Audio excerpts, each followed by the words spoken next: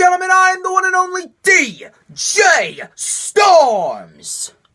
And in just 2 days, live on the WWE Network, a man who was betrayed by a Sicilian psychopath will do battle with that exact same man in an unsanctioned match in order to reclaim his job. Also, the NXT War Goddess faces off against the Queen of Spades in the final encounter for the NXT Women's Championship. And the ominous man from Amsterdam will face off against El Idolo for the NXT Championship. But before it's time for the unsanctioned match, before it's time for El Idolo to take on the man from Amsterdam, before it's time to take over New Orleans, it's time for the rundown! Thank you guys so much for tuning in to yet another video right here on YouTube.com. As of course, you already know who I am, Mr. Controversy, and the operator of the best damn Twitter handle known to mankind. This is the official rundown for NXT TakeOver New Orleans, which will be streaming live on the WWE Network this Saturday, April 7th. Of course, the main show starting at 8 p.m. Eastern Time. Now, before I get into my match predictions and previews, I just want to say that this could very well be the greatest TakeOver yet. I mean, take a look at the card that we've gotten right now. We got that ladder match. We got Black and Almas, the unsanctioned match. I mean, the worst match that could possibly come out of this card is the women's match. And that's not a shot at the NXT Women's Champion Ember Moon or Shayna Baszler. The match between Ember Moon and Shayna Baszler was actually very good at TakeOver Philadelphia, but that focused mainly on the storytelling. That focused mainly on Ember Moon's arm and how Ember Moon just would not quit. That's what I really loved about the match. Obviously, we're not going to get a 5-star classic out of Shayna Baszler right now because we are still in the early stages of not only Shayna Baszler's NXT career, but her sports entertainment career as a whole, because she started back in 2016. So it could be a very good storytelling match, but we're not going to get a 5-star classic out of it. And, you know, since we're on the topic of the women, why don't we start off with the women's match? NXT Women's Championship match between Ember Moon and Shayna Baszler. I really expect much of the same from Philadelphia. I mean, it still should be a good match. I mean, the match they had at Philadelphia, like I said, great storytelling, really solidified Ember Moon as a top-notch champion in NXT. I would actually start the night off with that match. I would have Ember Moon versus Shayna Baszler to start the night off, have that match start the night, and have Almas and Black close the show. I mean, obviously, the middle of the show, you could have the triple threat match for the tag titles in the Dusty Cup. Then you got Gargano and Ciampa, and then you got the North American title ladder match. But if they started off with the NXT Women's Championship, I think it would really set the pace and the crowd would be much more lively for the match. As far as the winner goes, I really have a feeling that they are going to give the title to Shayna Baszler because, A, Ember Moon has had a very good run with the title. She's coming up on her 140th day as NXT Women's Champion. 2, I believe that they're going to be setting up for perhaps a Mae Young Classic rematch down the line between Shayna Baszler and Kairi Sane, which I believe will be taking place at NXT TakeOver Brooklyn 4. Because that is, of course, NXT's WrestleMania. If Ember Moon wins, I'm not going to be mad. I'm not going to be disappointed. I would be much more happier that Ember Moon is going to continue her reign because I'm a big fan of Ember Moon. But if Shayna Baszler wins, I mean, it's pretty much set in stone. Shayna Baszler versus Kairi Sane in a rematch from the Mae Young Classic, which I have no problem with. So Shayna Baszler to become the new NXT Women's Champion. Now, let's talk about the tag team triple threat match. It is UK champ Pete Dunne and Roderick Strong versus Adam Cole and Kyle O'Reilly versus the Authors of Pain. Triple threat tag team match for the NXT tag team titles and the Dusty Rhodes Classic Cup. This was a very good replacement. Very good replacement for what they did with Bobby Fish going down with an injury. He's going to be out for 7 months. They did a very good job with the backup plan. So now it's going to be the Authors of Pain and Roderick Strong and Pete Dunne. Obviously, we know what the Authors of Pain are capable of. We know what Roderick Strong and Pete Dunne are capable of. They have gelled very well as a tag team. Obviously, you got Adam Cole and Kyle O'Reilly. We get to see what they can do as a tag team because most of the time we've just been seeing Bobby Fish and Kyle O'Reilly. Now they get to mix it up a bit. Now they get to institute the Freebird rule. The match could very well echo the triple threat match we had last year at TakeOver Orlando with the Revival, DIY, and the Authors of Pain.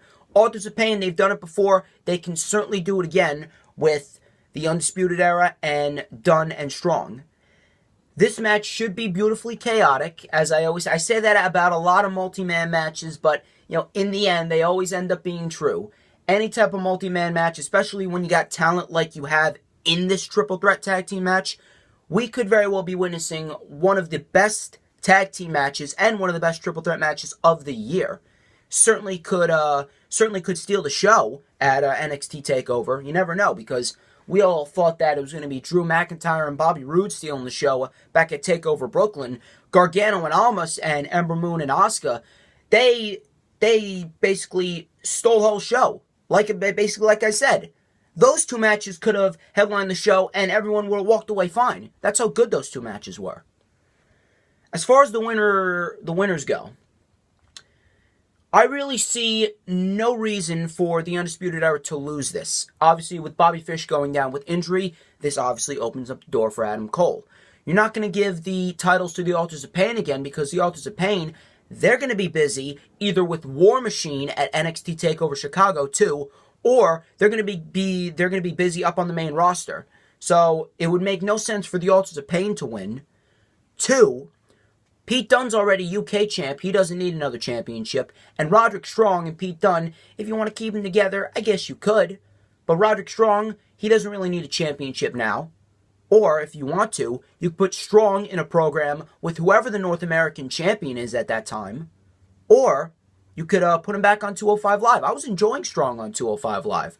I loved Roderick Strong on 205 Live. The matches that he had with Kalisto, with Hideo, with Alexander, all great matches. I would love to see Roderick Strong back up there. I'd love to see a rematch between Roderick Strong and Kalisto, Roderick Strong and Cedric Alexander. I'd love to see that Cruiserweight Championship match. That could be the Cruiserweight title match for SummerSlam. That would be a damn good Cruiserweight Championship match. Adam Cole and Kyle O'Reilly, there's really nothing for Adam Cole to do. Adam Cole, like we said, Adam Cole really hasn't been presented in the main event spotlight as we all thought he would have been. Adam Cole, this would be a big chance for Adam Cole to A, get his first taste of WWE Gold, B, really step into the championship spotlight and gain a lot more eyes, C, it would really open up the door for a lot more opportunities to see what Adam Cole and Kyle O'Reilly could do as a tag team, and D, guess what they could do with Adam Cole and Kyle O'Reilly. Imagine the tag team matches that they could have. You could have Adam Cole and Kyle O'Reilly versus the Street Profits, TM61. You could have them with Sanity again. NXT's tag team division is flourishing. It really is. Winners, as I stated before, Adam Cole and Kyle O'Reilly are walking out with the NXT tag team titles. Now, let's talk about my favorite match. My favorite match personally, and the match that I think could be voted 5 stars by Meltzer again. Johnny Gargano was involved in the NXT Championship match back at TakeOver Philadelphia, which was voted 5 stars by Meltzer. I think Gargano's going to do it again. I really think he is. Only this time, I think he's going to do it with Ciampa. The story behind this match has been fantastic in every sense of the word. You can honestly not ask for a better story. This is probably the best storyline that I've ever seen NXT produce. Gargano and Ciampa, two teammates that were wildly popular. This is probably one of the best tag team breakup storylines since the Rockers. Everyone was heartbroken when the Rockers broke up. Everyone was heartbroken when other guys like D-Generation X, when they broke up. This is in that category. This is in that category of best tag team breakup storylines. And you know what's even greater about this is that Ciampa came back. Ciampa came back. He didn't say a word. He didn't say a word until at least 2 months after NXT TakeOver Philadelphia. He hasn't said a word until that NXT episode a couple of weeks before NXT TakeOver New Orleans.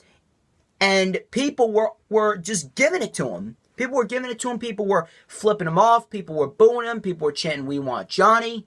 Tommaso Ciampa has become one of the biggest heels, if not the biggest heel in the company today, and he has barely said anything. He's barely said anything.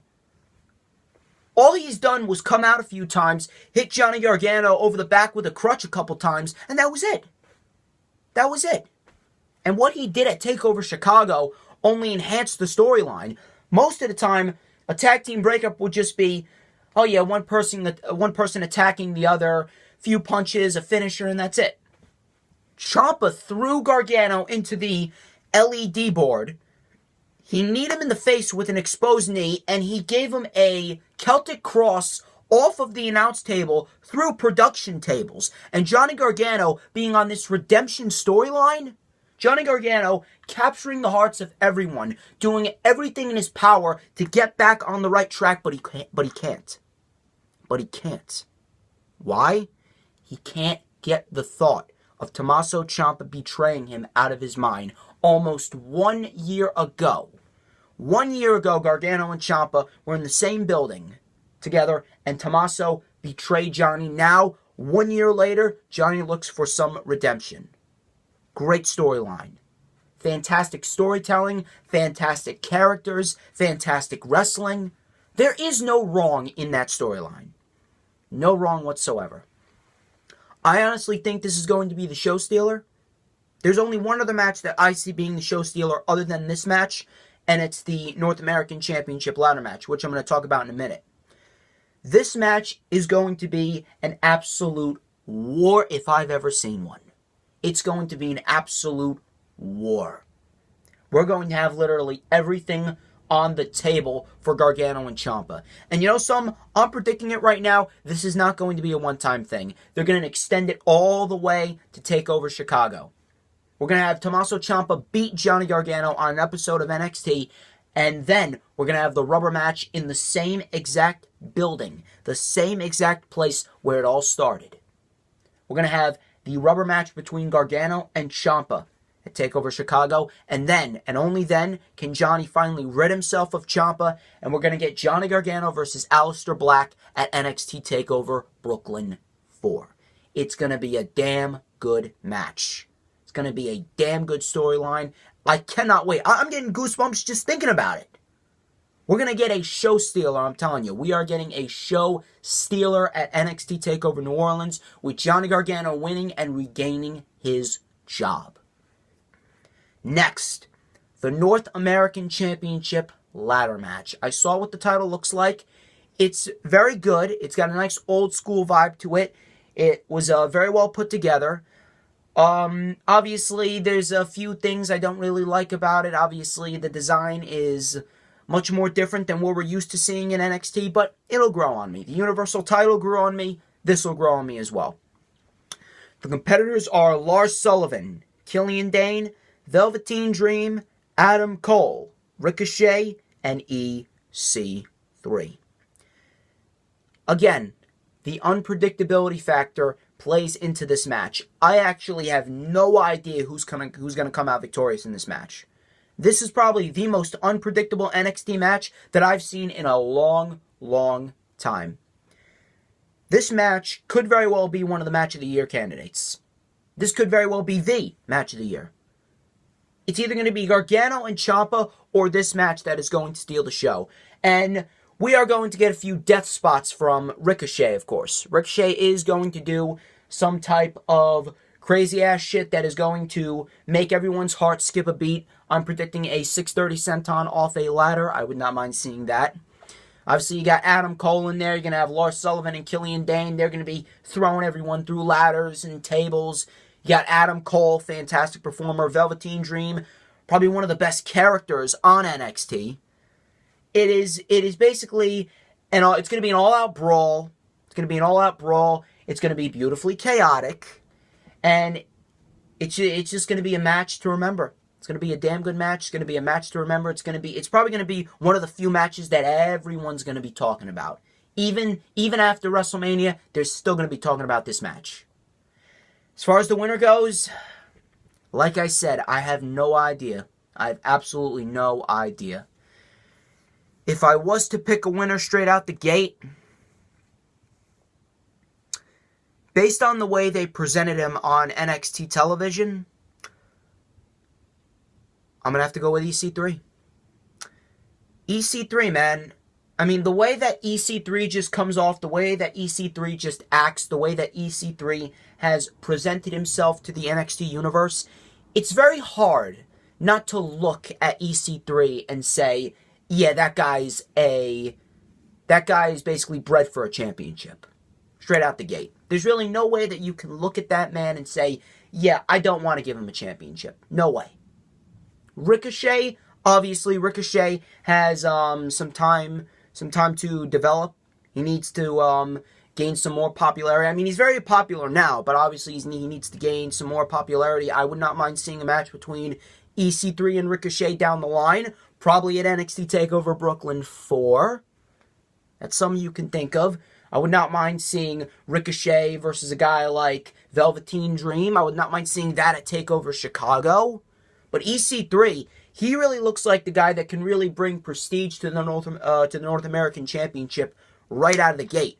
Obviously, there's guys like Lars Sullivan and Killian Dain. Killian Dain doesn't really need it because I believe Sanity is going to go up to the main roster after this takeover. Lars Sullivan, he's still in development. He's very good right now where he's at, but obviously he still needs to develop a little more dominance, a little more momentum. Velveteen Dream, he's the other person I can really see winning this match. Because Velveteen Dream, how they presented Velveteen Dream over the course of the last 7 months, Velveteen Dream has really become one of the most popular superstars in NXT. And probably one of the top workhorses in NXT, right up there with Roderick Strong. It's really a battle between EC3 and Velveteen Dream. But I'm going to stick with EC3. Based on the way they presented him and the way that he just comes off, he could be the new Bobby Roode of NXT. EC3 to become the new North American Champion.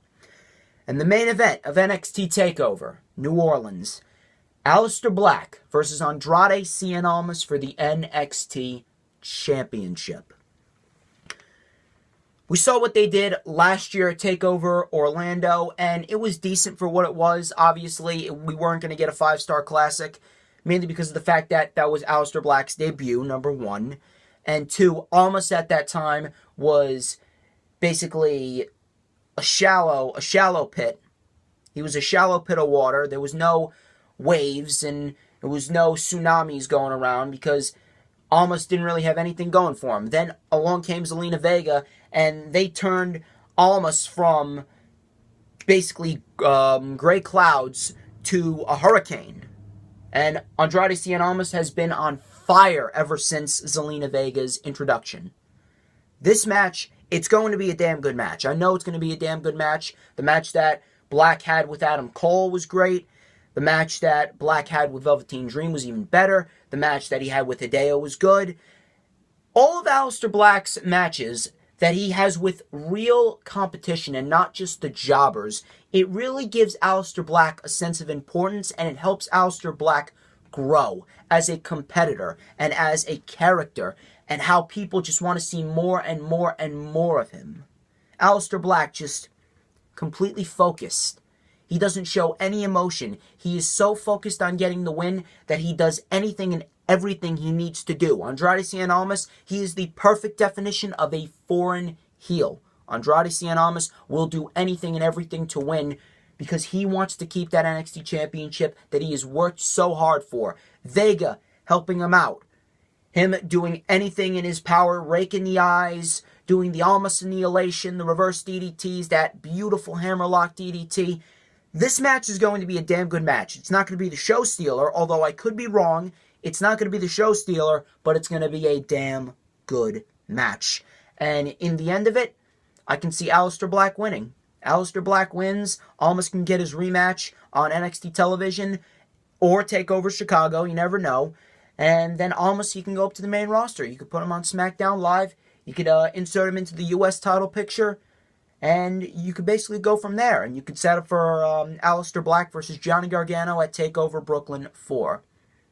And ladies and gentlemen, that wraps up this edition of The Rundown. I would like to thank each and every one of you who tuned into this video. Do not forget to follow me on Instagram and Twitter at @TheDJStorms. Do not forget to check out the Lightning Flash update, which will be going up tomorrow, April 6th. Do not forget to check out the rundown for WrestleMania 34, which I will be posting on April 7th, this Saturday. And if you missed it, yesterday I posted the very first ever Eye of the Storm wrestling interview show where I interviewed Gunner Trash, the new North American Champion. And ladies and gentlemen, I'm the one and only DJ Storms. This has been The Rundown. You have a great day.